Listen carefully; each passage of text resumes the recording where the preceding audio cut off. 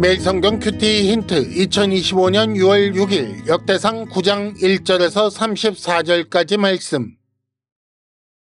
역대상 1장에서 9장까지 족보 부분에서는 본문을 일일이 다 읽지 않고 중간중간 필요한 부분을 읽으면서 구조를 파악해 보도록 하겠습니다.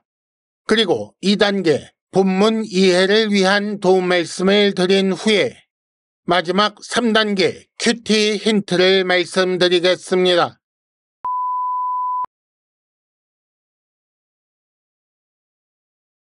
오늘 9장 1절 상반절에 보면 온 이스라엘이 그 계보대로 계수되어 그들은 이스라엘 왕조실록에 기록되었다라고 나옵니다. 이는 1장에서 8장까지 족보 전체에 대한 결론이 됩니다. 그리고 온 이스라엘이라는 말이 무엇을 의미하는지 이스라엘의 정체를 밝히는 거지요. 다음으로 9장 1절 하반절에 보면 유다가 범죄하여 바벨론으로 사로잡혀 갔다라는 말씀이 나옵니다.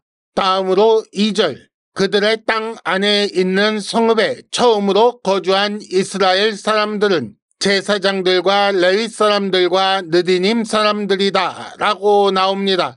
여기 처음으로 거주한 사람들이라는 말은 이들이 포로에서 돌아와 재정착한 첫 사람들이라는 의미입니다.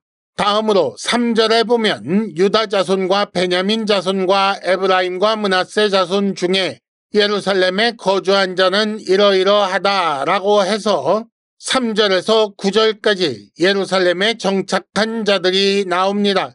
다음으로 10절에 보면 제사장 중에서는 이라고 해서 10절에서 13절까지 제사장 중에서 예루살렘에 정착한 명단이 나오고 14절 레위 사람 중에서는 이라고 해서 14절에서 16절까지 레위 사람 중에서 예루살렘에 정착한 명단이 나옵니다.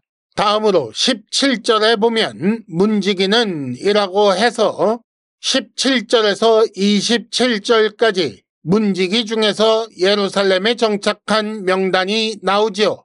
다음으로 28절에 보면 그 중에 어떤 자는 이라고 해서 28절에서 32절까지 레위인 중에서 다른 일을 맡은 사람들이 나옵니다. 마지막으로 33절과 34절에는 찬송하는 자가 나옵니다. 33절 또 찬송하는 자가 있으니 라는 말을 보면 알게 되지요.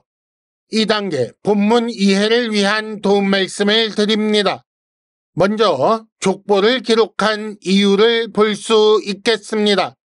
1절에 나오는 온 이스라엘의 정체는 1장에서 8장까지 기록된 족보에 나오는 사람들이겠습니다. 물론 그 후손들도 포함되겠지요. 그런데 이들은 범죄하여 쫓겨난 백성이고 따라서 돌아와 회복되어야 할 백성이라고 할 수 있습니다. 그렇기 때문에 2절에 이스라엘 사람들이 돌아온 것은 회복의 시작입니다. 그들은 3절에서 9절까지 나오는 유다, 베냐민, 에브라임, 므낫세 자손이며 2절에 나오는 표현대로 하면 제사장들, 레위 사람들, 느디님 사람들인데 이는 곧 10절에서 34절까지 설명하고 있는 그 명단입니다. 따라서 9장에 나오는 이 명단은 하나님의 백성이 빠짐없이 회복될 것이라는 소망을 품은 기록입니다. 명단의 대부분은 제사장과 레위 지파입니다. 명단을 다시 잘 살펴보면 일반인은 3절에서 9절까지 그리고 제사장과 레위 지파가 10절에서 34절까지 기록된 것을 볼 수 있습니다. 왜 이렇게 비대칭적으로 기록되어 있을까요? 레위 지파만 돌아왔다는 말일까요? 온 이스라엘의 회복은 성전과 성전에서 이루어지는 일이 중심이 된다는 것입니다. 달리 말해서 하나님 백성의 회복은 하나님에 의해 좌우되는 문제라는 거지요.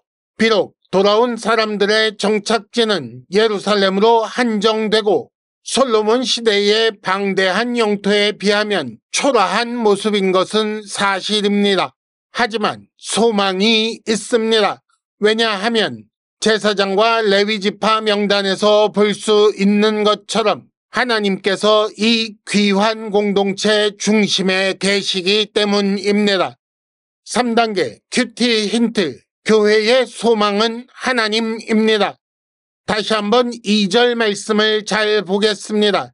그들의 땅 안에 있는 성읍에 처음으로 거주한 이스라엘 사람들은 제사장들과 레위 사람들과 느디님 사람들이라고 했습니다.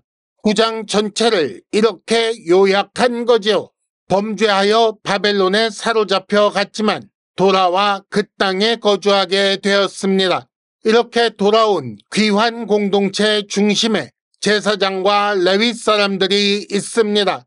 이를 통해 이스라엘의 회복의 중심은 하나님이라는 것을 보여주고 있죠. 그리고 회복의 대상은 온 이스라엘인데 그 씨앗은 이미 뿌려졌다는 사실을 읽을 수가 있습니다. 이런 족보를 통해 확인할 수 있는 것처럼 하나님 백성의 흥망성쇠는 오직 하나님에 의해 좌우됩니다. 그러니 모든 상황을 하나님의 시선으로 보아야 하지요. 하나님의 뜻에 따라 하나님의 백성은 다양한 상황을 맞을 수 있습니다. 하나님의 약속은 여전히 유효하고 하나님의 목적은 반드시 이루어질 것입니다. 이것이 역대기를 기록한 선지자의 신앙 고백이고 바로 우리의 신앙 고백이 그렇습니다. 그러므로 지금 교회와 성도의 형편이 초라하게 보인다면 그럴수록 우리는 교회와 성도는 소망을 가져야 합니다. 그리고 하나님 중심으로 다시 시작해야 합니다. 힌트, 교회의 회복과 부흥은 말씀에 근거한 예배와 삶으로 시작됩니다. 이상으로 2025년 6월 6일 매일 성경 큐티 힌트를 마칩니다. 여러분 큐티를 통해 은혜 많이 받으시기를 바랍니다.